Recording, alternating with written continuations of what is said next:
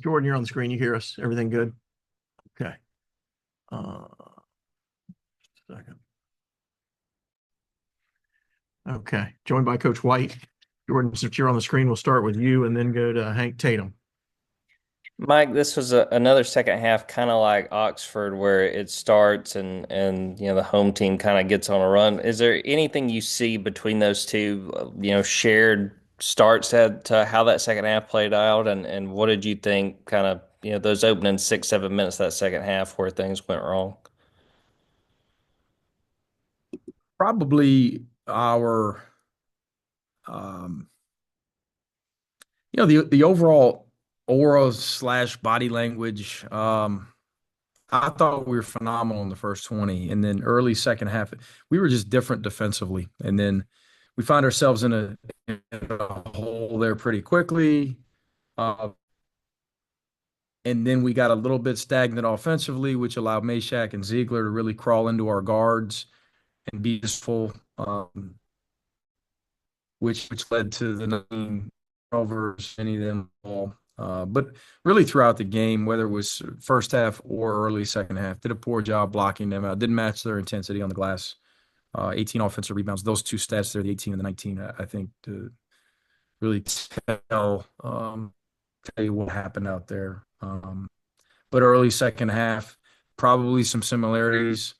Um, we've got to evaluate it. We got to discuss it as a staff and figure out how we can avoid that, or at least try to avoid it. At the end of the day, though, it's a top 10 team at home, and they probably weren't quite as sharp there in the first 20.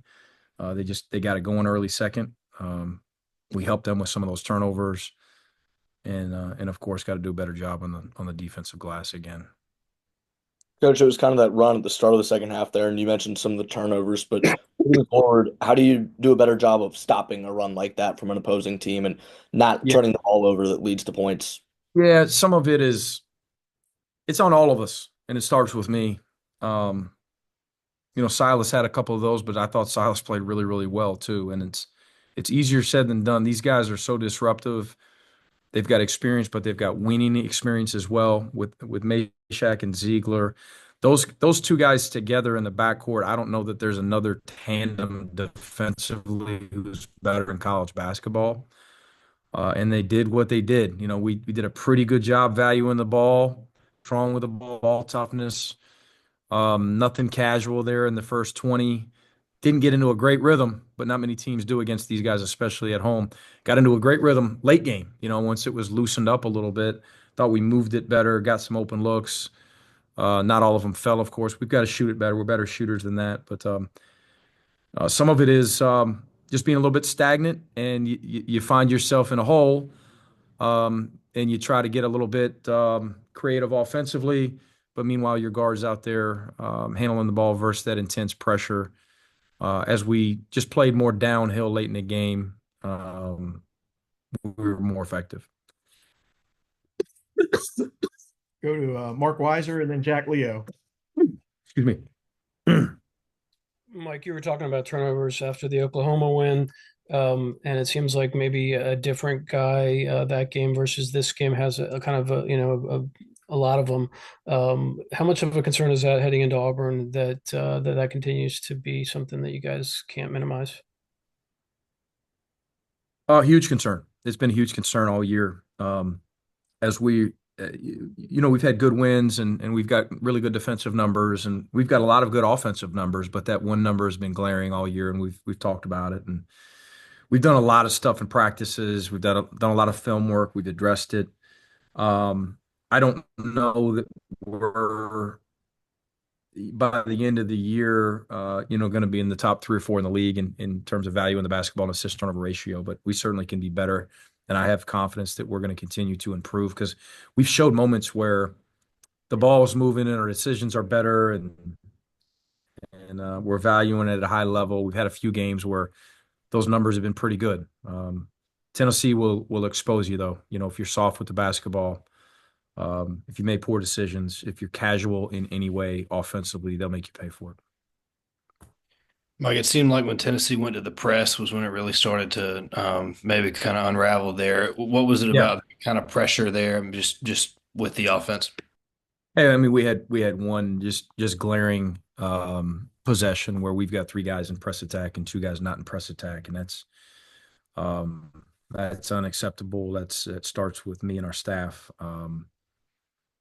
But then we had 4 or 5 others where again it was just better defense than offense. With Meshack and Ziegler there in the backcourt, just creating some havoc. And their extended pressure not only caused those turnovers, I thought it had us on our heels a little bit there offensively. But again, credit our guys late game. Probably the last 10 minutes of the game or so. I thought we played downhill in space, made good decisions. Our bigs did a pretty good job of moving it, and we got open ones. I mean, we got really good looks there late in the game. A few of them fell, some of them didn't, of course, but hopefully that's something that we can point out moving forward. Go to Anthony Dasher, and then we'll wrap up with Sammy Roebuck.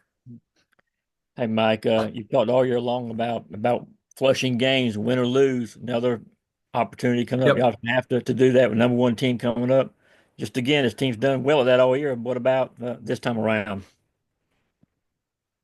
Yeah, we'll be ready. Our guys will be ready and to compete, and our guys will be prepared. They have to play really well, of course, to beat a team who is ranked #1, of course, played really well last night. The adjustments that they made without arguably the best player in the country. Credit those guys. They're terrific offensively, defensively. It's going to be a battle, of course.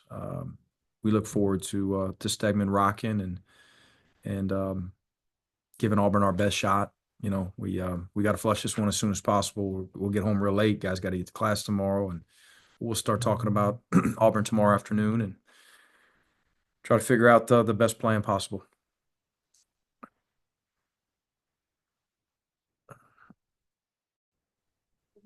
Coach, just lastly, talk to me about, sorry, Coach, just lastly, talk to me about Asa Newell's performance and what he has been bringing to this team week in and week out.